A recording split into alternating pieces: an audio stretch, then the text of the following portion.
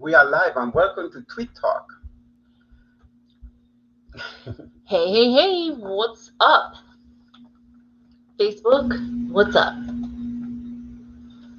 How is everybody doing tonight? When you guys come in, make sure you let us know. We'd like to know who's here. How was everyone's day today? What's good? Oops, let me turn this off. So we're not distracted. What's up, Pedro? How are you? So we are live tonight on Tweed Talks with someone we have known for many, many years. Many years. You've known him for many, many years. I've known him for many years. Many years. Yeah. So we're very excited to have him on. He's actually in the virtual green room right now, but we are going to talk about him first. Yes. And he has to listen to what we're going to say before we pull him in. Well, you know what's interesting? Last week we had Wendy Hillier. Yeah. Wendy is a pioneer in gymnastics. Mm-hmm. One of the pioneers in gymnastics. Yeah. Specifically rhythmic gymnastics. Yeah, right. Yeah, absolutely. And now we have Elai, who's a pioneer on hip hop. Yeah. Isn't that funny how that goes? And there's a gymnastics connection. There is a gymnastic connection.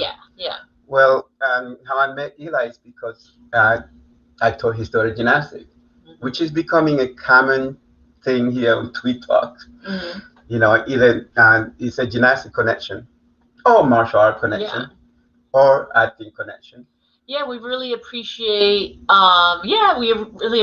Pedro being on because we know he's a musician. He's a musician, and the music community around here is really, really tight knit. Right. Because we've seen Slam play several times, and one time when we went to see Slam, Kathy Patty was singing with Slam, and there was another lady that was there. I can't recall her name.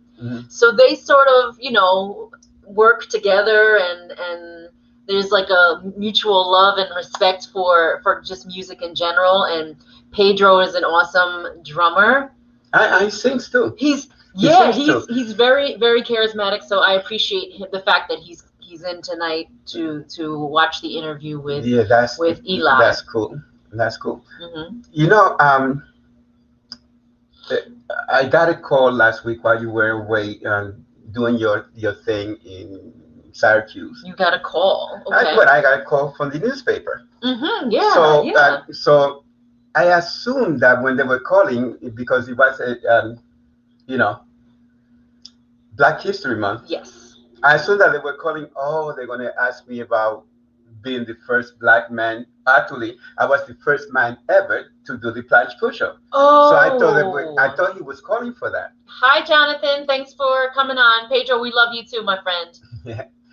And so when he called, he was asking me questions, but I never mentioned that I was the first one in the world to do the planche push-up. Because I just assumed that he knew, because the newspaper doesn't. But to my surprise, he wanted to talk about the show, which is great, and I love it because I think I have to come to grips with the fact that this show is more than what we expected it to be. Because when you told me, he wants to talk about Tweed Talks, talk about us, what we do in the community, I'm like, he wants to talk about Tweed Talks. It's this little show that we do, once a week, and we started it, and you didn't tell the funny version of the story of why we started Tweed Talks. I didn't tell the funny version. Yeah. I have a standard answer whenever someone asks me, so how did you start Tweed Talks, or why did you start Tweed Talks? Why did we start? Because I know why. So I always tell people that that you're bored. Tweed Talks was born out of boredom during the quarantine. Yeah. Mm-hmm. But you always say, I'm never bored. There's always something to do. And I hate it when he says it, because I'm saying, I'm bored, honey. I need something to do. And he's like, there's always something to do. Go read a book. Go read my book. That's right. Go work out. Yeah. Go practice some Tai Chi, practice some yoga. So, that answer sort of drives me crazy, but. Well, because I always tell the kids, especially in gymnastics, when they practicing and they say, I'm bored, how could you be practicing and be bored? I always tell them that only boring people get bored. Yeah, and I'm not a boring person. I take offense. I take offense to that. I know that you take offense to that because that means that you had nothing to do, but you could always have something to do. You're right. You could always find something to do. Now, let me tell you about Corinne. And Corinne? Yeah, Corinne is Eli's daughter. Okay? She once won a medal for doing a handstand correctly on the beam. On the beam. Mm-hmm. And then she won a medal for winning the beam. Yeah. But when we had practice, we had handstand on the beam practice. Yeah. Who could hold it the longest, right? So what she used to do, she was so good at it that she would let everybody. It was 10. Whoever gets to 10 first. So she would let everybody win, and until they got to 9. And then when they got to 9, then she'd beat everybody. Oh man, that's how good she was at it. That's savage. That's savage she was right there. Able to do that. Now with Eli, let's get back to Eli. Well, and Corinne has retired many years ago. Yes. Many years ago. 10? Yeah, but now 10 years. But we still call Eli back at least once a year. Yeah. We talk to him a couple times a year, but we still have him come in the gym once a year or two. Yeah, absolutely. He helps us out with the music. For gymnasts out there, that want some good music, he's the guy. Yeah, let's bring him in because I want to tell the story about how he cut my daughter's music for her floor routine. Okay. And it was nothing short of amazing. Okay. Let's bring him in, baby. Let's bring in the legend. The legend. The one and only Elai Tubo. Hey! Hey, how's everybody doing? Oh, I'm so glad that you have that your records there. I know the framed records. You wanna. Yeah. You see right there. I know they can't see that. Don't make me sound, What's that? I said I gotta hire you at intro. You'll make me sound real good. That's what we do. Well, without exaggeration, though. Yeah. We're not exaggerating anything that we said. And I mean, you are, in my opinion, a legend. Thank you.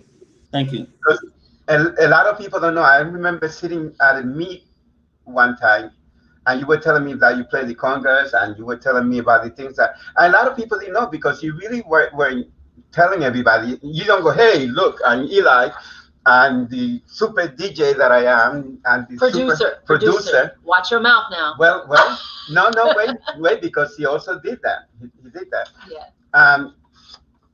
And what a history, because even though we know you personally, my wife knows that I do this. I study everything. Okay. So I went looking and said, wow, I didn't know that. Even with the things that you told me, and the last time you were at the gym was last week or something? Like 2 weeks ago. 2 weeks ago. Mm-hmm. Yeah. Mm-hmm. And I was having a conversation with you, but I was talking mostly about my book. Yeah. But then I got to hear on an interview or a podcast that I saw. You know what I'm talking about? Yeah. Yeah, and the stories that you told there, I would love for you to share. But first, let me tell you this. Tell us a little bit about you. Well, the curriculum about okay. There's a part Eli, your audio is a little bit in and out. Oh, can you hear me? Can you hear me now? We could hear you, but it's coming in and out. In and out, yeah. Okay. Go ahead. Well, my career is over 30 years. Uh-huh. And I started off as a DJ. Mm-hmm. So I have a career as a a DJ that was playing in clubs in New York City, and then on the radio station in New York City, and then I traveled internationally and DJ'd as well. So the DJ part of it is definitely a part of my career. Mm-hmm. And that's how I was in the club, and most of the artists used to come in and they wanted me to come to the studio and mix their records for them because I was playing in the clubs. The club was popular, and there were a lot of up and coming people like Chic and that made it really big. But when I knew them, they weren't big. They used to work all with us, so a lot of us were just friends. And so a lot of hit records and radio personalities used to come down to the club. And then from there, I started to become an engineer. Mm-hmm.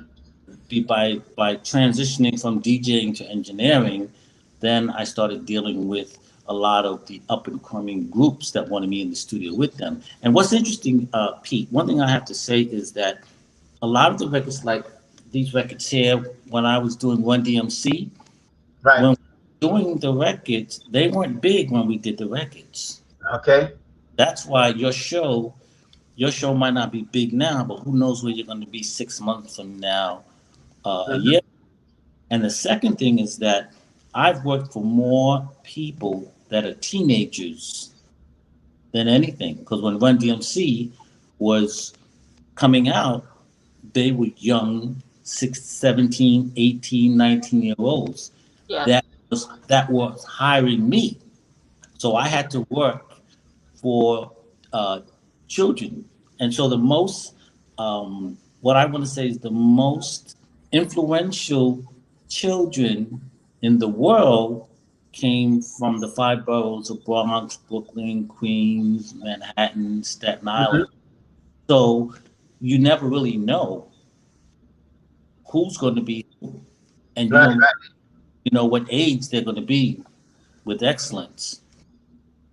Wow. So he just dropped a few names. Yeah. In that little monologue right there, he was just saying. So let me just read a little of your bio. Because Okay. I'm not dropping names. I'm going to drop some names right now. Okay. All right. Okay. So Elai Tubo is a recording engineer, producer, hip hop speaker, Digital Hill Recording. 2013, New York, 25-year international recording and mix engineer. You design, construct, manage, and maintenance recording studio. Okay, so I'm gonna read a few of the names. Okay. Okay. Let's see. Ooh, my goodness, where should I start? I'm like flipping the page over now. Okay. Where should I start? Okay, I'll start right here. You mixed the first hip hop platinum album for Run DMC, King of Rock. Right. It's the second rap band inducted into the Rock and Roll Hall of Fame. Mixed and promoted with Russell Simmons. Who's that, right? Right. Right. Kurtis, you were with Kurtis Blow on the breaks. Yes. Engineered, co-produced, and mixed the first hip-hop multi-artist anti-violence collaboration, STV, Self-Destruction. What? Right. Self-Destruction. Okay. Right. That is phenomenal. Because these are not, I'm being sarcastic. These are names that people know, and they're like, oh, wow. So what is it like to look back and know that you worked with those people, even though, like you said, they were, young, they were quite young back then. What does it feel like to look back and know that you got to work with these people? What's interesting about it is that most of the people that people know are usually artists. What I do, a lot of people don't know what I actually do. But you see in the big recording studios, there's this big board and all this equipment. And, I work and I do that, and I encourage people, and I do a lot of things. So a lot of times I'm not out there in the front. Right. What I do, I have been able to be in the studio with so many well-known people like LL Cool J. So you're watching him and you're working with him and you see his talent young, and now you see him on TV, doing his show. There'll be people like Jay-Z, people like I said, Eric B. and Rakim, Heavy D, you know, Public Enemy, Flavor Flav. These are people that are actually my friends that I know them before they get big. Right. When they're reaching for their dream. So you're in the studio with all of this talent and you watch how they create and you actually nurture them, because one of the things about a studio, and I think you'll understand what I'm saying, being an artist, that one of the most important things an artist needs is to be safe in their environment. Okay? And one of the most important things, and I watch you do this, Pete, well, you can relate. When you're dealing with children, most of the time, most people are telling children what to do. They're giving them instructions or whatever. But what I do that's differently, being an engineer, is I create an environment which is the recording studio. When you come into the studio, my job is to say, what's in your head? What's in your heart? And I have to envision or connect with what that idea or that dream is. And then I go through a process with them so that at the end of the process, they say, that's exactly the idea that I had. That's exactly what I wanted to do. So you have a situation where young people are having someone listen to them and say, I'll do whatever you say, or I'll do whatever you want. And that becomes a very powerful thing in them growing up, knowing that they can command and have the freedom, the courage to follow their ideas, which leads to their dreams. I think that's a perfect segue. You were talking about working with kids, and I know that you were very much involved with Think Tank. Dream Tank. Oh. And you were working with kids and you were doing something with music. So tell our viewers a little bit about what you did, because that's a local program in the Sullivan County area. And so Eli was working with the Dream Tank, and just tell the viewers a little bit about what you did with them, with the program. That was some time ago. I met Judge Josephine Finn years ago, and she was telling me that she had a project that she wanted to do. And I, being in New York, I would come up to New York, go to my house past Monticello, take care of my business, and go back to New York. And so I was bypassing a lot of people. And it was after Corinne got born that I actually started to get more community oriented with Monticello, gymnastics, and things of that nature. And Judge Finn was saying that she wanted to have a program.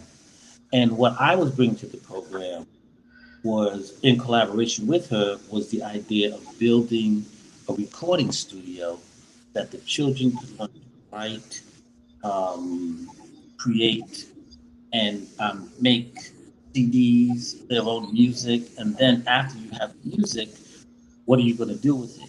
So what we did, what she did, and our program was a great program, was that we built a nice, comfortable studio. And I'll never forget that, those are sliding doors that you have outside the outside sliding doors. Sure. Yeah, we took a sliding door, put a nice lamp in it, and made a little booth and had a dimmer light on it. And the children would come in there and they treated it like a real studio. And I was amazed at the quality and the creativity that's locally in the Monticello area, in Sullivan County. And they would come religiously every Saturday. We would have a program, and they even got to perform at Bethel Woods and do a lot of things. So it was great. One of the things that's really powerful is when someone can have an idea and then see or hear that idea right in front of their face. And that process, actually, it's a healing process, because we tend to see music as trying to do it and try to sell it.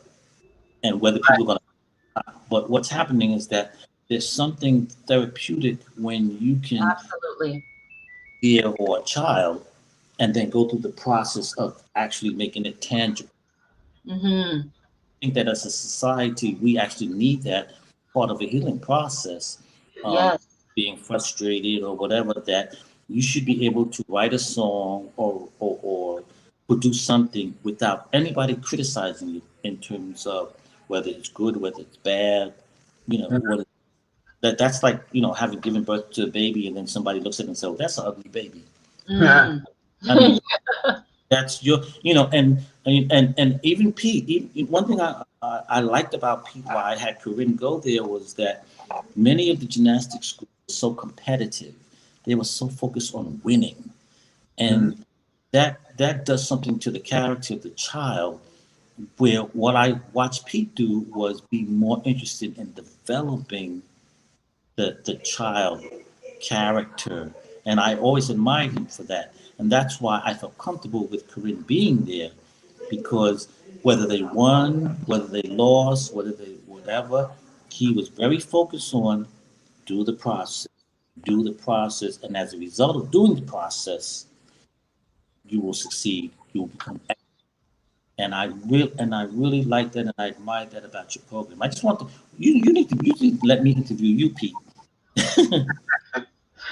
Okay, just let me know when, Eli. Just let me know, and I'll set it up. I'll put it right on his calendar. Okay. Let me ask you this about, you know, can you tell us the story about Patrick Adams, you know, and that whole thing when, you know what I'm talking about? Talking about the Eric B. and Rakim story? Yeah. Wow. That, Why you told on the radio? The thing about Patrick was that he was my mentor. Right. Was the one, when I was DJing, I would hear his records on the radio. And the thing about Patrick was that he had become a millionaire by the time he was 19 years old. Wow. And we would dance into his records, push in the bush and stuff while I was DJing. And when I became an engineer, the studio I went to was Power Play Studios. And what a lot of people don't know is that I couldn't afford to pay to go to school to be a recording engineer. But when they asked me, would I like to be an engineer? And I said, yes. I worked at the studio a year and a half for free. Wow. Without any pay. I was still DJing, but I was learning my craft. And that's where I met Patrick. And Patrick took me underneath his his wing. And that was the time that people were mentoring each other if they saw that you were serious and you wanted to know. Well, one day there was an artist, Eric B. and Rakim. What we used to do, they used to book studio time for like say 2 or 3 days in a row, and you would get a cheaper rate. And that way you could leave everything, go to sleep, wake up, and everything would be the same way. And so they had a deadline to turn this album in, and they were so far behind schedule. And one day I had finished my session, and Patrick walked in and said, Eli, he said, I'm so tired I can't keep my eyes open. He said, could you finish this song for me? It has to be in tomorrow morning at 10 o'clock, or they're going to be in default of their contract. And I said, okay, well, fine. And so by him asking me, this is like the master saying, you do it. He said, I'm going home, I'm going to sleep. Because he had been working almost like 3 days nonstop to take advantage of hours. So when I go into the studio, I see Eric and I see Ra, and they're standing there. And I said, well, what has to be done? And he said, well, we got 3 songs that we need to do. So there's 3 songs in one night. Some of them needed scratching, some of them need vocals, keyboard, and everything like that. And we just got into this mode, and it actually was magical. It was a very magical time to see young people really focused, and this person putting the scratching, this person playing the bass line, this person playing the horns on the keyboards, writing. And at that time, people used to come to the studio with their lines written out. And Rakim, who actually has become one of the premier hip hop artists of our generation in terms of a lyricist, he did not have the lyrics to Paid in Full written out. Wow. And I was doing everything, and I was finishing this song because all I knew is that I had to finish by 10 o'clock, give them the cassette, mix it, and then give it to them so they can go to the radio. Okay, so I'm focused on everything. So when we get to that song, Paid in Full, and I say, okay, what are we going to do?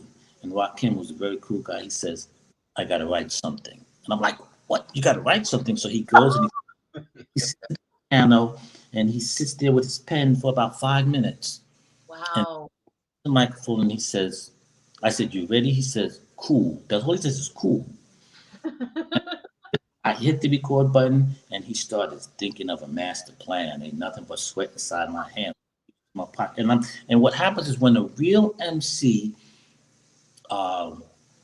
does his rhymes the right way, I start seeing pictures. So I reach into my pocket, I see my hand, and I pull out lint, meaning that he's broke. So he reaches to your pocket and there's no money there. So you pull out lint, and I'm saying, and I'm seeing all this stuff. And then in the middle of the rhyme, he stops.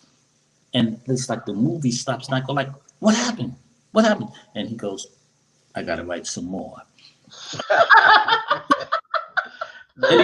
And he goes back in the booth. He sits down at the piano with a yellow pad, and he writes. He writes some more. About 5 minutes later, he comes back. I said, "You ready?" He says, "Cool."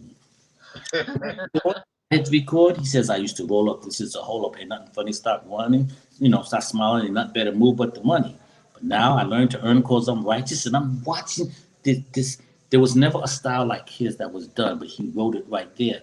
And then after he finishes, we were like, "Oh, that's fantastic!" I wish today that I had told him to write a couple of more verses. What happens when we were trying to make the deadline? So what he did was, as he finished, um, I timed it, and it was only 2 minutes and something seconds, and the average song should be about maybe 3.5 to 4 minutes. And they was, how are we going to end it?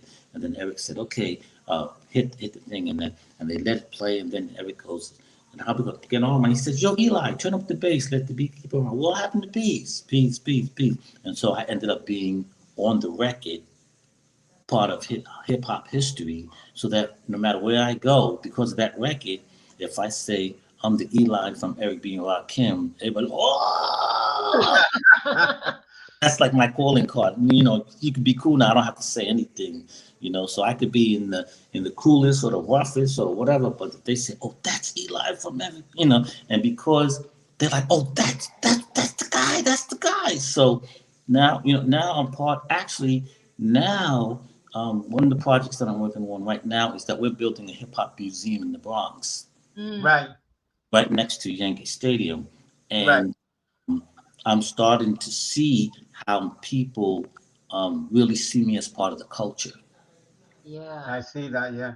Yeah. Yeah, I'm right now. I'm part of the advisory board and the curatorial committee, and I'm in charge of the audio presentation of the museum, because there's a difference between a museum that has a hip hop exhibit and a hip hop museum. Hmm. Because that's the same as going to a party and reading the flyers. When you go to a party, you want to hear the music, you want to get that excitement, you want to do that thing. So instead of it being a mausoleum talking about what we used to do, I want to make sure that people have an actual experience with that excitement. So I'm doing new productions, figuring out what the sound is going to be like, figuring out the state of the art, and then going back to the old music and stuff. So it's a really exciting time to be able to see virtually and actually what how people are going to experience this museum. And actually, it's a high-rise building, Hmm. affordable housing, all the way up, and the first two floors are going to be the museum, and it's going to be right next to Yankee Stadium, and there's going to be a park outside that's going to go all the way to the East River, and it's really they broke ground on it about 3 weeks ago, and Oh my gosh. it should be ready 23, the 50th anniversary of hip hop. When should it be ready? 2023 2023. for the You know, 50th of hip hop. I just have to interject here. That entire time you were telling the story, there was not one comment. And I know that's because people were drawn in, because I'm Yeah. like this on the edge of the seat. Now comments are coming in. The whole story, there's not one comment, Eli. And wow, Okay. I'm excited for it. Eli, I'm really excited. one of the reasons I wanted you to meet this guy that made that comment, because that guy right there, he's known as North Star in the Bronx. And he also happened to be my brother. Okay. Yeah, so he has a couple of CDs. And when I told him that you were gonna come in, and he's very much into hip hop. I actually started listening to rap when I saw my brother perform. Okay. Yeah. See, okay, so see, this is what I was talking about. She commented right after I said, no one commented. She said I was all ears. Yeah. So there's a question from a John Bell. John says, was Run DMC the first rap group on American Bandstand? He's asking. Oh, that's a trivia question. No, they were not, though. Oh, okay. You know what? I can't say that I'm sure about that. But Run, what I can tell you is that Run was actually known as son of Kurtis Blow. Mm. And I used to be on tour. It's funny, I used to be on tour when I was DJing. Russell Simmons used to come down to the club and hang out with us. And then Kurtis Blow started to become famous, and they needed somebody to go on the road and be the road manager. So I would go on the road, and Run was the son of Kurtis Blow, and he would scratch for Kurtis Blow on the road. Well, one day Run broke his arm and couldn't go out on tour. Davey DMX, which is one for the treble, two for the bass, Davey, which I actually recorded his record as well. Davey used to go on the road. Davey could play guitar, he could play bass, but he started scratching with Kurtis Blow. And Run started practicing his rhyme. So when you listen to Sucker MC, and 2 years ago, a friend of mine asked me to say these MC rhymes, so I said the rhymes I was about to say. The rhyme was different and it went this way. Took a test to become an MC. And then Orange Crush became arranged with me. Orange Crush was the band that used to play behind Kurtis Blow. Larry Smith used to be the bass player. He also produced Fat Boys and Houdini. So Larry Smith was the bass player in Curtis's band. So he says Larry took me inside his Cadillac. Then they drove off and never came back. Dave cut the record down to the bone, which was Davey DMX. And now they got me rapping on the microphone. So we were all part of this same community of young people that, were working to make something happen, and to see Larry Smith took off, did Fat Boys, did Jimmy Spicer, did Houdini, all those records that we used to dance to, that was Larry Smith. Russell started Def Jam, Run DMC, they blew up. Davey DMX, I mean, he blew up, and then he actually was playing bass behind Public Enemy. So we were all young people, following our dreams, and that's very important.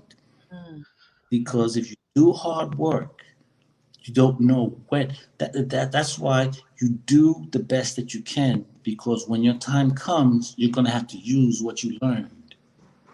Okay, so there's nothing that you learn that's a waste. Nothing.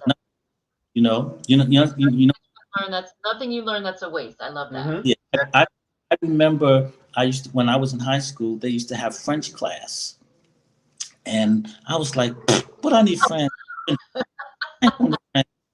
I found my behind in French. Oh. And I had to point at the food for a minute and stuff like that, because all I could say was open the window. How do you say that? How do you say open the window? Ouvre fenêtre, something like that. Okay, well, don't test me. But the point is that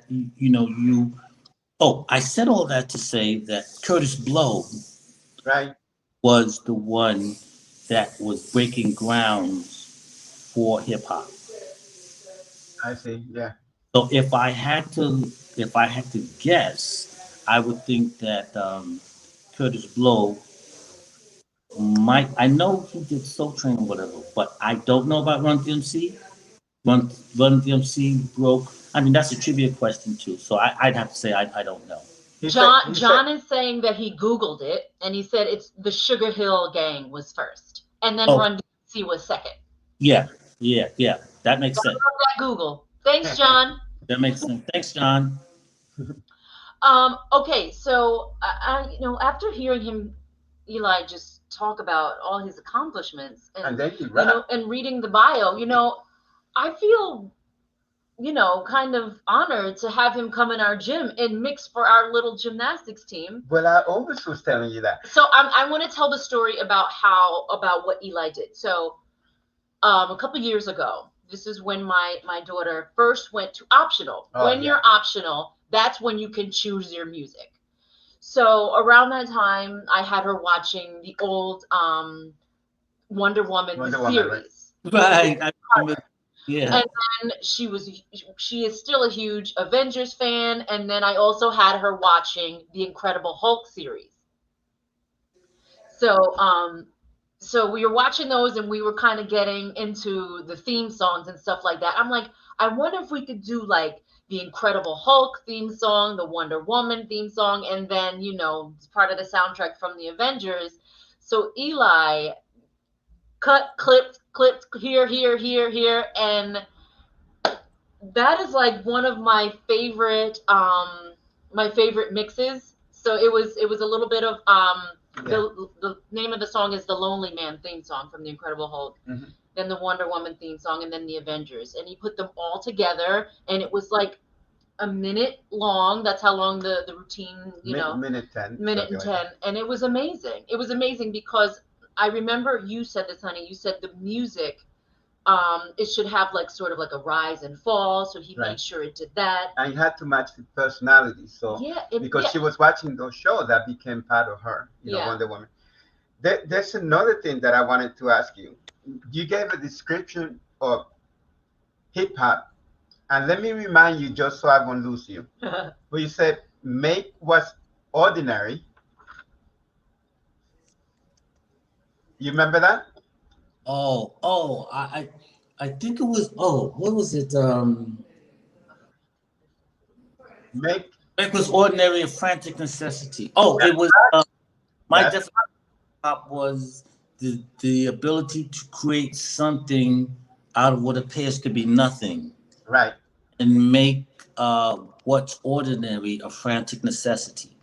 And the reason why I say that is because we didn't have much at the time. We didn't have much. We didn't have much money. We didn't have the best studios. We didn't have the best equipment. But what was the genius about what we were doing was that it still was competitive with the studios and the music, because you realize when you're trying to get your record on the radio, you're competing with Michael Jackson, you're competing with Quincy Jones, you're competing with best artists. So when hip hop first came out, a lot of people were saying it's just a fad, because Sugar Hill Gang, thanks to the guy for mentioning that, it blew people out of the way. They was like, what is that? We gotta have that, So when you're in a point where you're trying to prove something and there are people around you saying that you can't do it or it's not worth it or whatever, even people saying we don't want that on the radio or don't play that in the clubs or this, that. And even now, some people think that it's about the music. But what happens is that what hip hop did was it created an economy for a whole generation of people that will be locked out of the American dream, for loss of a better term. Right. So it took what we were doing in our neighborhoods and it connected it to the mainstream in a way in which dollars could funnel into people that were not just artists, but were musicians. On the college, they managed people that had production companies, people that were learning to be engineers, and it fed a whole generation. And out of that came people that became moguls and started companies, clothing companies, and sneaker companies and things like that. So, but it started with nothing, and then because you have one of the most powerful things about hip hop and there's a lot of negative things that people could say about it. But here's what I'm going to say is the most powerful thing. It shows you that you can create yourself. Mm-hmm. You can be born Joe Brown, but if you decide, no, my name is Kurowski, what Mm-hmm. you're doing is you're not taking somebody else's definition of yourself. You're saying, I choose to be this. And then the people with hip hop did it so well that other people wanted to be them and copy and emulate them. So when you think about Run DMC, here you have a kid that grew up in Queens, a black kid, and he's making a record called I'm the King of Rock. Hmm. I'm the King of Rock. There's none higher, sucker MC. But he's doing hip hop, but he's declaring himself the King of Rock. And years later, he's doing records with Aerosmith. Yeah, yeah. Right. So what's happening is that, and I'm writing a book now. I just found out that, I was thinking of doing a documentary, and it looks like it's going to happen. But Wow. way, I had to go back to school, and I got my degree in sociology. Mm-hmm. And so, when I talk about hip hop, it's not going to be who spun on their head the longest at the party and this and that. It's basically going to be how did we create this with the sheer will and the talent? Now, hip hop didn't evolve in a vacuum. You still had people that nurtured me, and R&B and hip hop is very close and tied together. R&B, funk is the DNA of hip hop. You see, Yeah. so the people that are the technicians, the people that work hard, that support the artists, I really had to work really hard to move from a DJ into a recording engineer. Mm-hmm. Of course.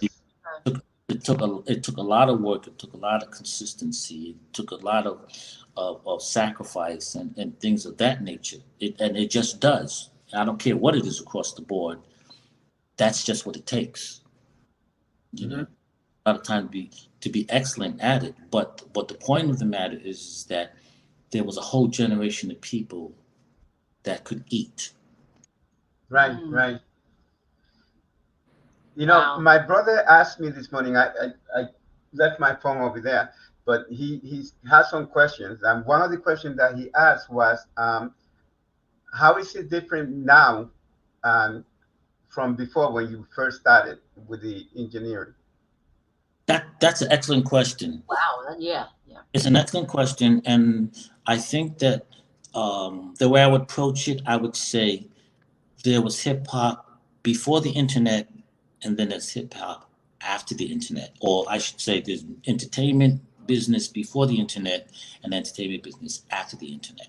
Right. Right. Mm-hmm. So before the internet, you had to get a deal with a company that had a deal with a distribution company, because back then we would go to the stores and we would buy records. Mm-hmm. So what happens is the record company, and it was all connected. There was a record company, there was a radio personality, there was a club DJ, there was a mom and pop store, there was the producers, the record labels, and then, there was the artists. So we were all married together. But you had to get a deal with a distribution company, because that distribution company had the connections to put your records in the stores. Okay.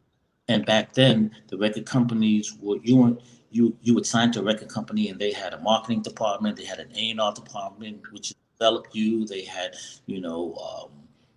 accounting department, and all the stuff that was there with the record label. So all most people had to do was develop their craft, and the record company would do whatever happened. Now, of course, the bad part about it is, the contracts and stuff like that. Now, what's different is that there really are no record companies. Okay. Before, it took a lot to produce or to make the product or the record. So you had to go into a deal, because you usually didn't have the funds to do it yourself, and make anywhere between $8,000 to $10,000, $20,000 for one single, to $200,000, $300,000 for an album. Wow. Mm. We had that money, and so you had to deal. What's different now is that it doesn't take that much to produce the product. Mhm. You can laptop computer, you Right. can program for anywhere between $700 to $800, and you can actually teach yourself or learn how to make the product. Buy a microphone, have a studio in your house, and you could learn to make good quality product. The Mhm. challenge today is that once you have it, what do you do with it? Because the Right. totally destroyed. The old infrastructure is totally destroyed. So a lot of people can actually put it on the internet or say I'm releasing it, but Mhm. they're really doing what's necessary to expose it. And the Right. last Right. that back in the days, exposure meant the more people that heard it, the more dollars that you made. Now you can have 1 million people that hear your record and nobody's buying a thing. Right. Wow. Yeah. Right. So it's not just in music because the value is in itself. They've messed it up so much that the value is not in the actual record itself. It's in the traffic that comes around the record. So you want to be associated with a movie.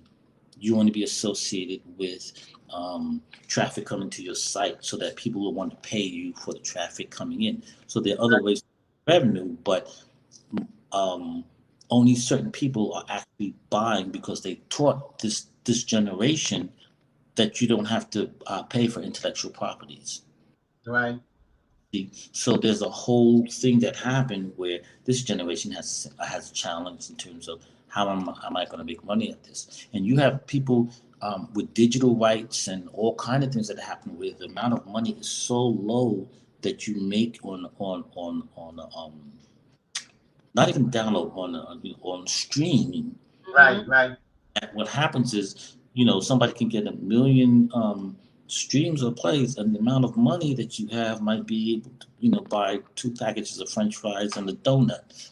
You Hmm. see, so there is a challenge, and what I would say is that you have to know the business much better because you have to do a lot more. You have to actually produce the product. You're going to have to learn how to mix it, mastering it yourself, knowing what's good to quality. You got to learn how to package it. Then you got to know the difference between people that can't do anything for you.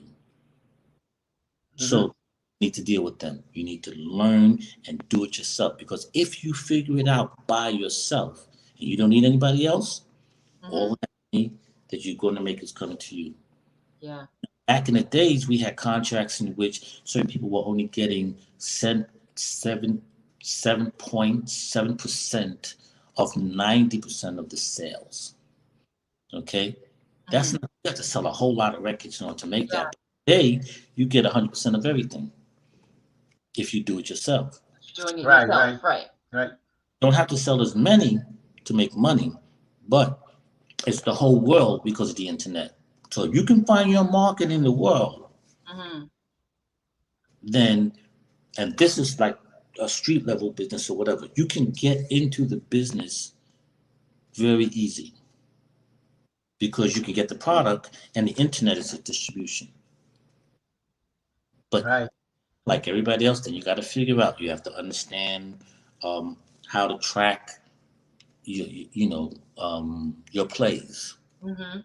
You have to, so that's how different, and a very basic thing without trying to get too technical, because people might not be that want to go that far in the weeds, but that's the pre internet, post internet entertainment industry. Mhm. Wow. Yeah. That was Well, fantastic answer. when we had Donna Singer on, she touched on that a little bit, talking about like people can listen to it, but they're not like they stream it, so they don't have to, they don't get paid as much. The artist doesn't get paid as Well, much, which well, is basically Harvey, what she was saying. Harvey, And Harvey said, yeah, yeah, Harvey mentioned Harvey. it too. Yeah. Oh, Harvey's a friend of yours too. Who? Harvey, what? Oh, Harvey, we had him on the show. I'm trying to remember, but Um. so the thing is that there are other ways because now you want to have different revenue streams now. You have a Mhm. lot that know how to market themselves, whether it be T-shirts when they do live shows. But now, because of coronavirus, now this is a whole new thing where you can't It's called merch. Say what? It's called merch, Eli. They call it merch. Yeah, yeah. T-shirts, cups, phone cases, called merch. My brother was talking about Exactly. Harvey Morris. Harvey Morris, yeah. Yeah. Oh, okay. Yeah, yeah. Yeah. I even was able to, there's talent. There is good talent locally in the Monticello area. Mm-hmm. Agreed. There is good talent, you know. But the thing is that most of us, it's just like basketball, you know. You could go on the court and you could see certain people that have natural talent, Mm-hmm. okay? But natural talent in itself is not going to be enough. There needs to be, in order for you to move into the next level, then there has to be hard work and discipline with the talent. Agreed. Wow. There's a couple of comments that I want to read here. So John Bell was asking how much does an artist generate from a concert? And then Pedro jumped in and he said, Suit Tie Thursday sold 5,000 albums and was only paid $49. So his follow-up comment was, shows and merch are how you make money. He is correct. Mm-hmm.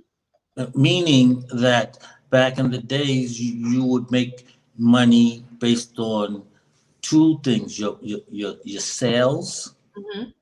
and your publishing that comes from radio play. Yeah. And that was how most artists made it. And then, of course, you had your concerts, which were supported by your record label because your concerts were considered promotion for the album. Right. Now, what he's saying is that, which I was saying earlier, the artist has to tap into other revenue streams or businesses that are associated, because the value in itself might not be in the product of itself. So that person, what he's doing is he has discovered, like I said, if you figure it out by yourself, then when he sells those 49 albums after that show, then all that is going to him. He doesn't have to share with a record label. He doesn't have to do this. So a lot of artists were saying, as long as I can approach it by getting live shows, then I might not get that much from my live shows, but it's exposed me to people and I can sell my albums. Okay. Now we have Corona. So now how many people could stand and get packed, and so there is the artistic community does have challenges, and now we're doing things in which we're doing Zoom parties and stuff like that. So we're morphing into how are we going to do that. But he's absolutely correct. Yeah. He's absolutely, especially rock and roll artists, they tend to understand merchandising, marketing, and are willing to go out there and beat the pavements. Yeah, they're calling it branding now. Branding. Yeah, I always say too, even like with actors that we know, I said, if you are not Hollywood, you have to be your own promoter. Right. You got to post on Facebook. You got to post on Instagram. You got to be on YouTube. You got to keep sharing. You got to be a little bit self-absorbed, which is a good thing because you're trying to get your stuff out there. And I know that's something that I had to learn because I was always one for, I don't want to post that much. But then I'm like, no, I got to post all the time. I got to post my real, photos and things like that. So you do have to, like you said, you got to pound the pavement. You got to do what you for yourself. Right. And I came from a generation that used to say, don't be so showy. Don't, in other words, don't walk into a room and start tap dancing on the table. Sit your behind down. Stop being cute. So what happens is I used to think that if you do great things, then that's going to stand up for itself and you don't have to do it. Right. Yeah. That if you don't promote, then it's just like you could have Queen Elizabeth in the room tap dancing, but if you don't promote it, nobody's gonna know that she's there. And so my mindset had to change, which is actually starting to change now, to understand that it's a part you have to aggressively go out there and discover your market and to develop a relationship with your fans and things like that. So I'm kind of old school because what I have now, what my plan is that I left Queens College to pursue my career in music because One DMC was just breaking when I was in school, okay, and I had an opportunity to go overseas and DJ in Spain. Mm-hmm. My counselor said, well, if you have an opportunity to go overseas, you might as well go, whatever. And then I just took it, ran with it, and said I can make this happen.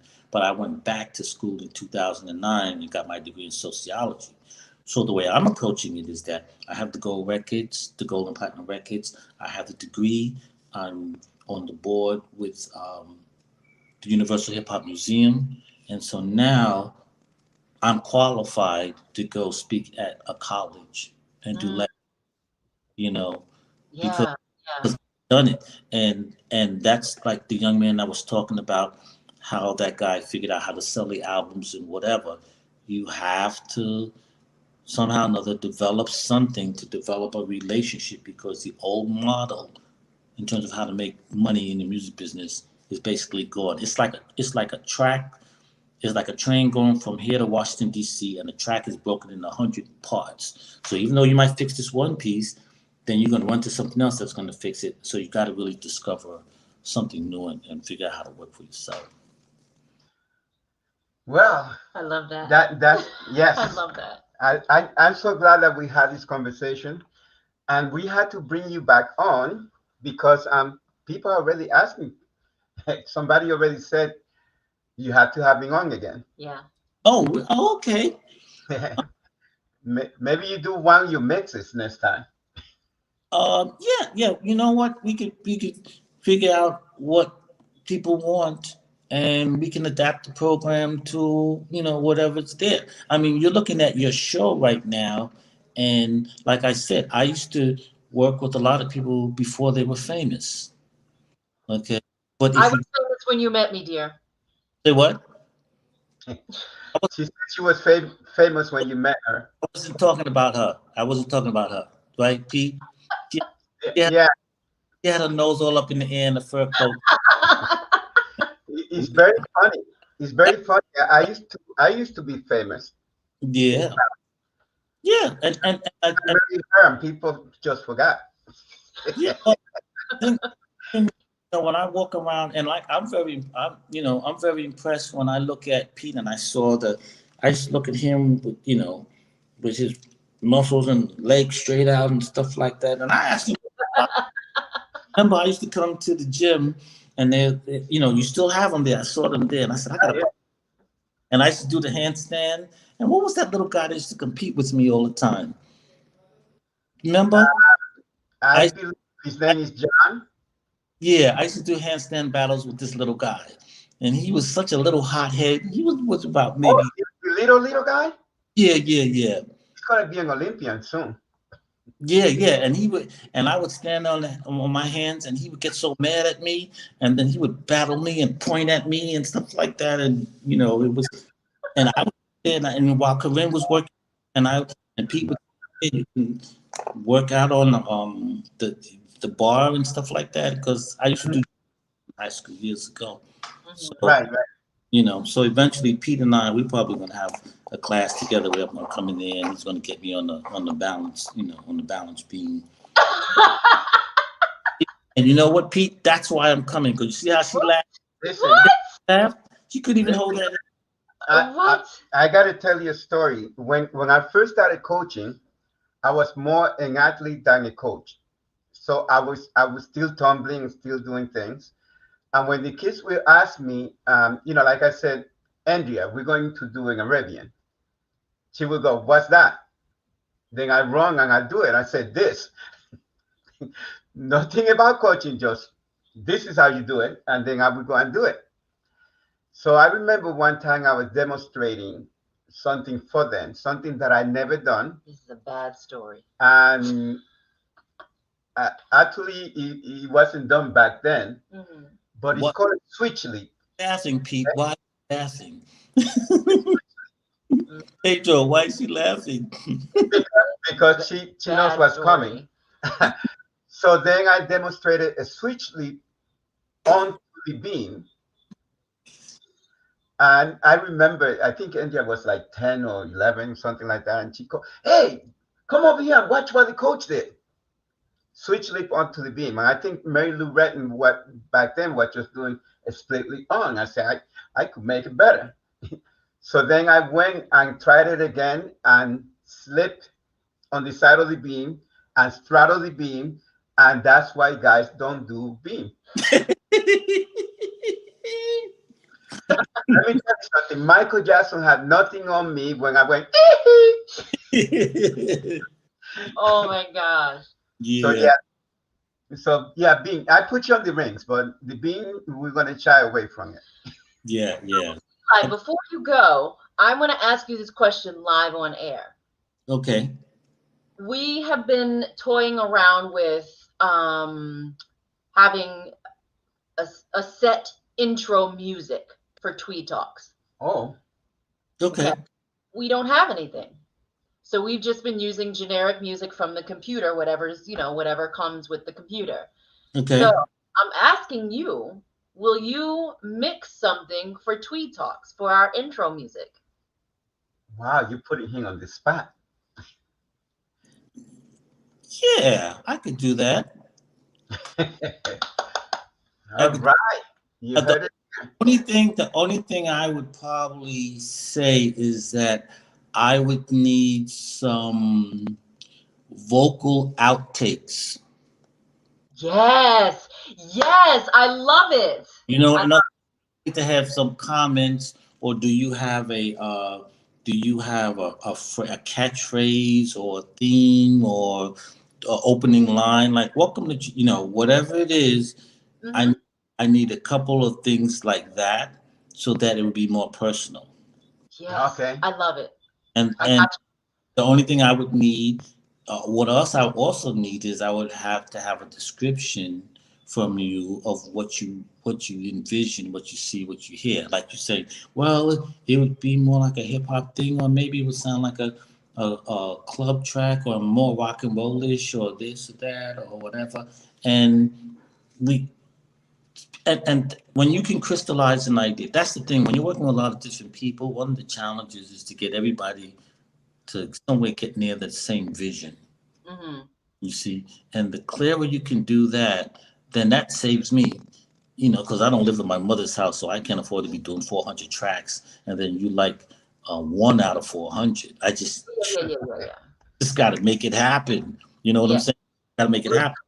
When it comes to stuff like that, I'm very succinct. Okay, so we'll get it together. We'll send you something, and Yeah, okay, and then you'll you show it one day. You'll have a grand opening or something of what is it? Tweed Talks? Is that what it is? Mm-hmm. Well, it's growing, and now we have the newspaper article. I don't see him anymore, but we had a newspaper article that's talking about our show. Yeah. How many followers do you have now? Do you have those numbers? Oh, well, we have. I've got it close pretty soon because Facebook sent me a message. How many followers? That we're getting close to 5,000. So. Really? 5,000. Yeah. Now this particular thing, Tweed Talk, we just started this page, and that's over close to 3,000. Man. Yeah. That's impressive. Mm-hmm. I'm impressed. You did good, honey. I remember, didn't I? That is impressive. Now I gotta take it seriously now. Let me give you a hot or something. Hip-hop. Where you want to go? It's gonna be a year now. No, close to a year that we've been. We started doing the couple months. No, the show. The show in a couple months. No, we didn't. The pandemic started like February. It started in March. Yeah. So it's March. We didn't start doing this in March, though. We didn't start this right away. This is our first fight you're witnessing right here. Do you record the shows? Do you record your shows? We record the Yes. shows. And it's on YouTube. And we put them on we have a YouTube channel as well. Okay. Right. Actually, this show is going live on YouTube as well. We're live on YouTube? Yes, right there. Oh my I would God. have you give me 3 shows, and this is just my production process. I would take 3 shows, I would listen to all 3 of them and see if there's any type of theme that I could come up with. And then I would, put something that can knock your head, Hey, Oh, okay. hey. that can knock your head. You'd be like, what? And then I love it. Cool. We have a lot of musician friends too. I love it. I love it. yeah, we figured something out. All right. Eli, thank you so much for joining us tonight, my friend. It's been a pleasure. It's been fun. We got to do this again sometime. Yes, absolutely. We'll keep chatting about the Hip Hop Museum that's opening 2023. We'll make sure we put all that information in. When but we do have a pop-up museum that's open right now, and we call it the Evolution, or the R and then Evolution or Revolution of Hip Hop. And right now we're doing 80 to 85. And if you want to see, I donated, I'm loaning them the first Run DMC album. So if you want to go there and see Grandmaster Flash and the Furious 5 and all the stuff from years 80 to 85, that's actually there right now. It's a small space, but that's giving us something tangible. And it'll be for a certain amount of months, and then they'll go from 85 to 90 and for 99. Oh, okay, cool. That's actually there right now. If you want, you can go to uhhm.org and you'll be able to see, or type in Universal Hip Hop Museum. They're on Instagram. You can see them on Facebook. They have their own website. And LL Cool J is down with this. You have the Dougie Fresh. There's many people that are there that really want this thing to happen, because we need a home. Yeah. And to demonstrate to the world this is, and that way it allows us to tell our own story. That's the thing, to be able to tell your own story. Very, very important. Oh, I'm so excited. Well, I hope my brothers get to perform there. That's him there. That's his comment, yes. He's not too far from the house. From your mom's house in the Bronx. Yeah. Well, I was talking to Mama, and she said that it was close. Wow. So my brother's going to love that. Mm-hmm. Yes, at the Bronx River Terminal. That's where that is. Right by Yankee Stadium. Mm. Yeah, but the Virtue Museum, I'm excited about it. I really, really am excited about that project. Yeah. Okay, guys, once again, that was uhhm.org. That's they right. do a small pop-up space.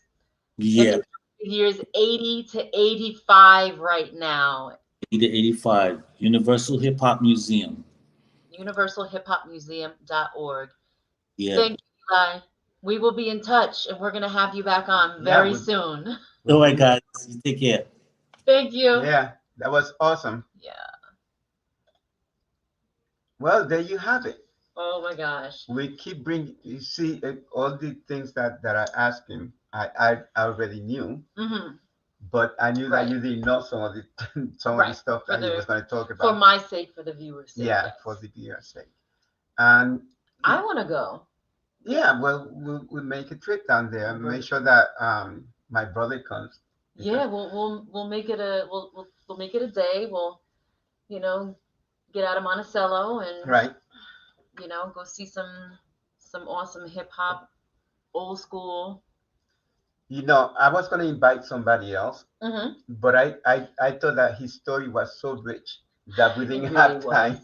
We didn't have time to invite somebody else. It was perfect. Yeah, it was perfect. And I keep saying that we meet the most interesting people. And when we meet them, they're just like sitting there, like. Yes, very, very humble. Just a parent from the kids, like when we met Milo, hardly even spoke when we met Milo Z. Yeah, and he was just sitting there. And then when I saw And his then you go on music, YouTube and he's. I said like, what? Yeah, yeah. I tell you, I'll be honest with you. I work out to his music all the time now. Yeah. And Harvey Morris. And Harvey. Yeah, I put the music on, and today I was working out to it. And I think when we see Eli again, you know, we're gonna, because he always wanted to do the rings. Oh my gosh. And I want to bring his daughter in because she's doing acting. So I want to bring her in one day and talk to her and see how she's doing. When we talk to our gymnasts from the past, I want to have a show that we're going to talk to our gymnasts. Yeah. Then the other show we want to have is talking to power couple, because we've been called that several times. Yeah. And you know that I have my definition of what that is. And I want to go over the steps of that. I'm not going to discuss it now, but later on, when we have that show, we're going to invite some of the couple that we think that are hysterical or crazy, and then we have them on. I didn't check my mail because I just came straight from work. Okay. So I don't know if the people that are coming on next week already committed to coming. So I'm not going to announce it now. Okay. But we'll announce it later. Okay. We want to thank Eli and John, right? That did the story. Jonathan. That did the story, the newspaper. Joe. I need something with a J. Yeah. Joe. We want to thank for doing that story. And I guess we're going to say good night. Yeah. And as always, love. This is, hold on, Eli. This is the tagline going out. Go ahead, say it. Love, peace, and harmony. Thank you so much. Have a good night, guys. Bye, Pedro. We'll talk to you soon. Thank you, Pedro. Thanks, hermano. Thank you, Janita. Thank you, Shanette. Thank you to my brother. Thank everybody. you all. Yeah, we didn't get to shout out, but Pamela, thank you. Thank you, everybody. There's a lot of comments. There's a lot of comments. A lot of comments. Yeah. John Bell, thank you. And bye-bye. Have a good night.